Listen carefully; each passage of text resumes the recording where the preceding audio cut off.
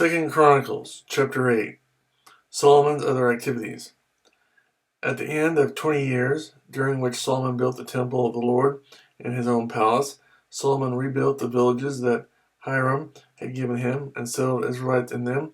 Solomon then went to Hamath Zobah and captured it. He also built up Tadmor in the desert and all the store cities he had built in Hamath.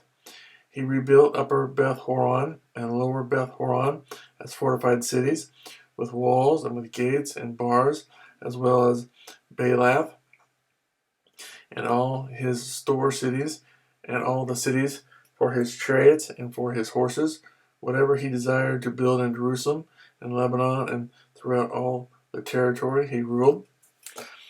All the people left from the Hittites, Amorites, Perizzites, Hivites, and Jebusites. These people were not Israelites, that is, their descendants remaining in the land, whom the Israelites had not destroyed. These Solomon conscripted for his slave labor force, as it is to this day. But Solomon did not make slaves of the Israelites for his work. They were his fighting men, commanders of his captains, and commanders of his chariots and charioteers. They were also King Solomon's chief officials, 250 officials supervising the men. Solomon brought Pharaoh's daughter up from the city of David to the palace he had built for her, for he said, "My wife must not live in the palace of David, king of Israel, because the places the ark of the Lord has entered are holy."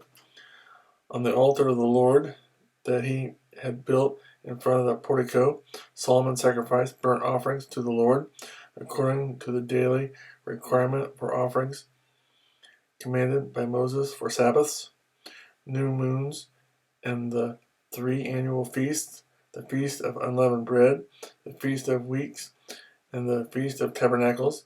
In keeping with the ordinance of his father David, he anointed the divisions of the priests for their duties, and the Levites to lead the praise and to assist the priest according to each day's requirement. He also appointed the gatekeepers by divisions for the various gates, because this was what David, the man of God, had ordered. They did not deviate from the king's commands to the priests or to the Levites in any manner, including that of the treasuries. All Solomon's work was carried out from the day the foundation of the temple of the Lord was laid until its completion. So the temple of the Lord was finished.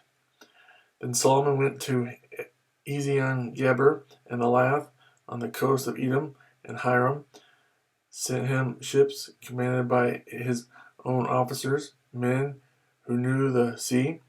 These, with Solomon's men, sailed to Ophir and brought back 450 talents of gold, which they delivered to King Solomon.